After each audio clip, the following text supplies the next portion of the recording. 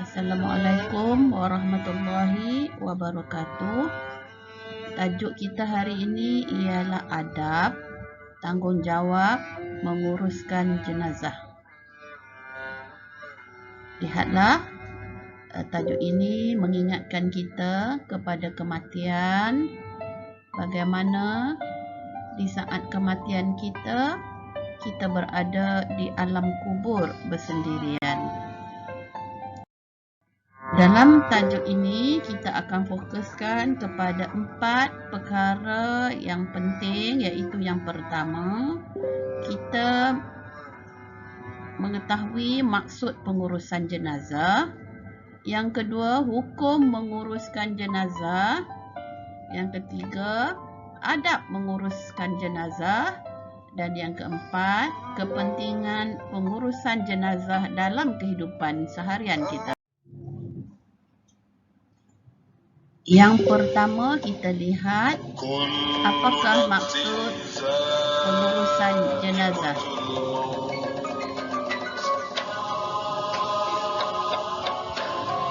Maksud pengurusan jenazah ialah segala aktiviti yang dilakukan untuk mengurus jenazah bermula dari memandikan, mengkafankan, mensolatkan dan mengkebumikan jenazah mengikut cara yang tertentu.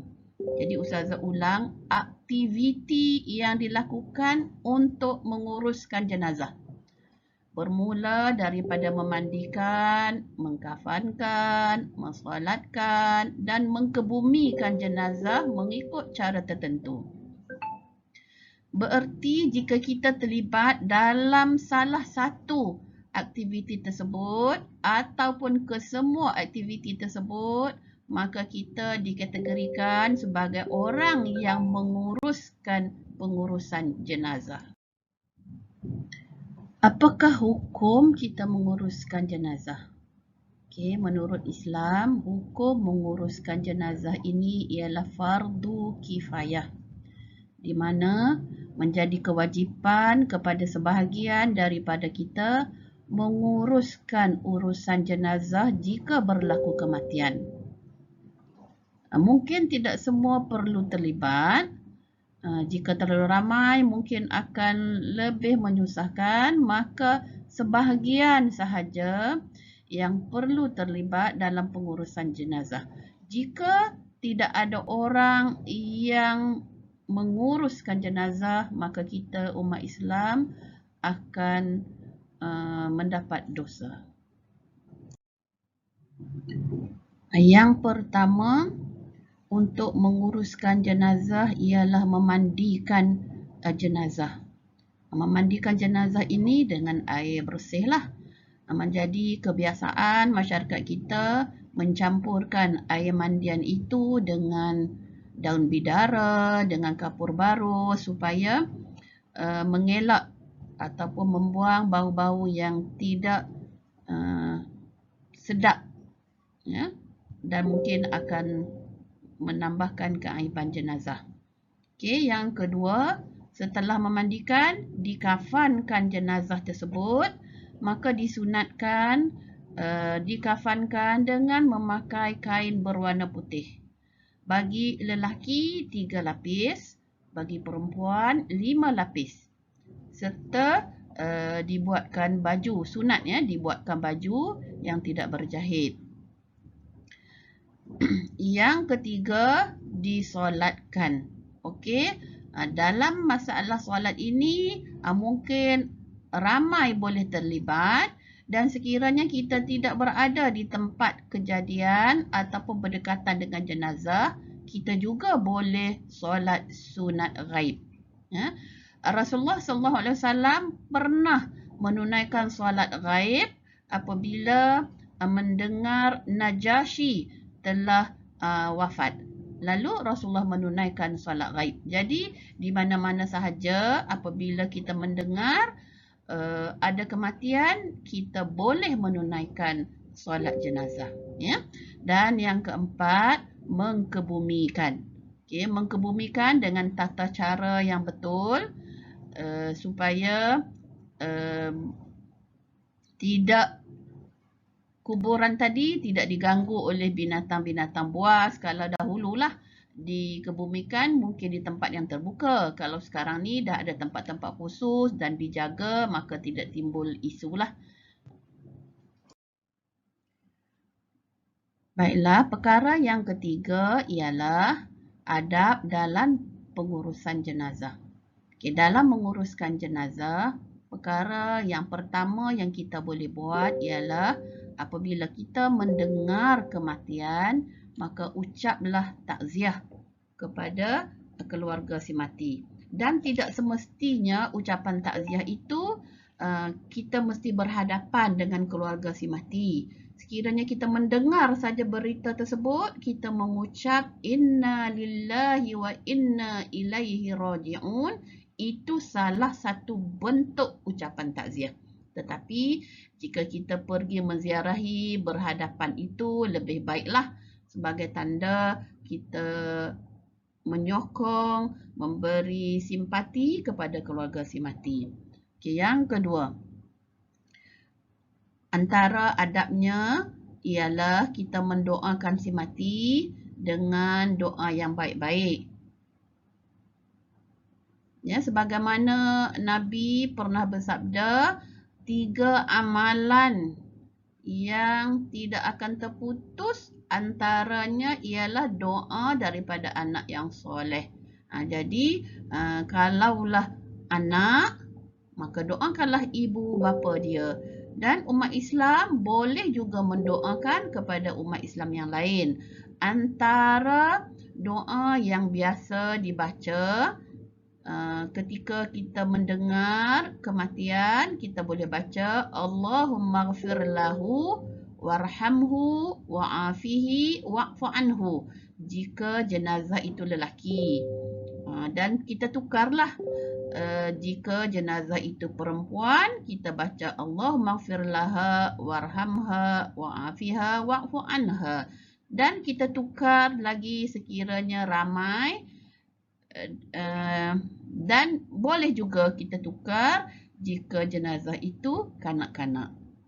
Okay, yang ketiga, sekiranya kita mampu, maka kita hulurkanlah bantuan kepada keluarga si mati.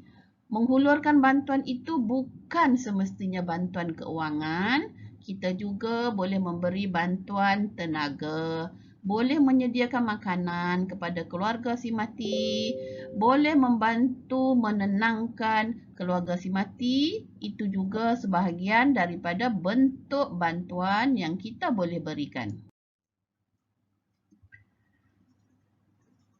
Seterusnya, dalam pengurusan jenazah, kita dilarang untuk menceritakan keburukan jenazah, menceritakan keaiban-keaiban jenazah kepada orang lain. Okay, sebagaimana sabda Rasulullah SAW, man satara musliman satarahullahu fid dunya wal akhirah, yang membawa maksud barang siapa menutup aib saudara muslim, maka Allah akan menutup aibnya di hari akhirat. Jadi sebarang keburukan ataupun kecelaan ataupun apa-apa jua kekurangan yang ada pada jenazah adalah dilarang untuk kita menceritakan kepada orang lain, kerana boleh jadi itu satu fitnah yang akan merosakkan generasi kita.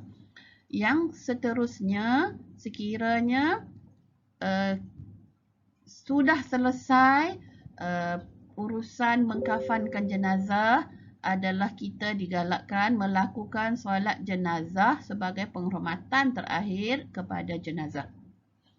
Sebagaimana yang Ustazah sebut tadi, solat jenazah itu sekiranya kita berada di hadapan, jenazah berada di hadapan kita, maka kita boleh solat jenazah seperti biasa. Sekiranya tidak ada, kita boleh menunaikan solat jenazah ghaib. Yang ketujuh, okay, sekiranya kita mampu, maka iringilah jenazah ke perkuburan. Dengan itu akan banyak memberi keinsafan dan pengajaran kepada kita. Dan yang ke-8, sekiranya kita mampu lagi, maka kita boleh membantu menguruskan urusan pengkebumian.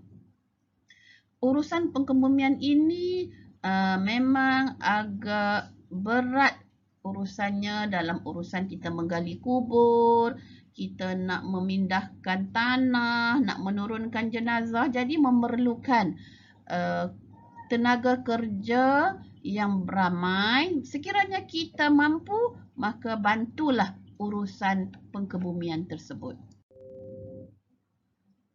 Perkara yang keempat yang akan kita lihat ialah kepentingan pengurusan jenazah kepada individu. Maksudnya kepada diri kita, apa pentingnya kita terlibat dalam pengurusan jenazah. Yang pertama, akan menjadi iktibar kepada diri kita apabila kita melihat jenazah. Apabila kita dengar berita kematian, kita menziarahi jenazah itu, maka kita akan lihat ada dua pengajaran yang kita ambil. Iaitu yang pertama, sekiranya jenazah itu mati dalam keadaan yang baik, dalam keadaan senyum, dalam keadaan berpeluh, maka itu menjadi pengajaran kepada kita. Lihat apakah amalan yang dilakukan oleh si mati sehingga dia mendapat kedudukan yang terbaik. Begitulah sebaliknya, jika kita dapati jenazah itu dalam keadaan buruk, dalam keadaan yang tidak elok dan tidak menyenangkan, maka ambillah iktibar apakah yang dilakukan oleh jenazah ketika hidup agar kita tidak mengulangi kesilapan yang berlaku jika ada. Iktibar ini bukan untuk dilafazkan tetapi dalam diri kita sendiri. Yang kedua, dengan terlibat dalam pengurusan jenazah ini akan melahirkan rasa simpati dalam diri kita. Bila kita ada rasa simpati, maka kita akan dapat meletakkan diri dalam suasana kematian tersebut, maka kita tidak akan melakukan perkara-perkara yang tidak elok, malah kita turut membantu menyenangkan keluarga si mati. Seterusnya, dengan terlibat dalam pengurusan jenazah akan melahirkan keinsafan kepada diri kita. Okey, lihat pada gambar yang Ustazah muat di atas itu, lihat bagaimana jenazah dibawa. Sekiranya kita di dunia ini hidup dalam keadaan kemewahan, kereta yang mewah, tetapi kita sombong, maka lihatlah apabila kita mati, tidak ada yang mengusung kita, melainkan inilah kenderaan kita. Jadi ada banyak lagi sebab ataupun faktor yang boleh memberi keinsafan kepada kita sekiranya kita terlibat dalam pengurusan jenazah. Yang keempat, sekiranya kita terlibat dalam pengurusan jenazah, kita boleh memberi penghormatan terakhir kepada jenazah, terutamanya sekiranya mereka adalah orang yang hampir, ahli keluarga, kaum kerabat ataupun ibu dan bapa kita.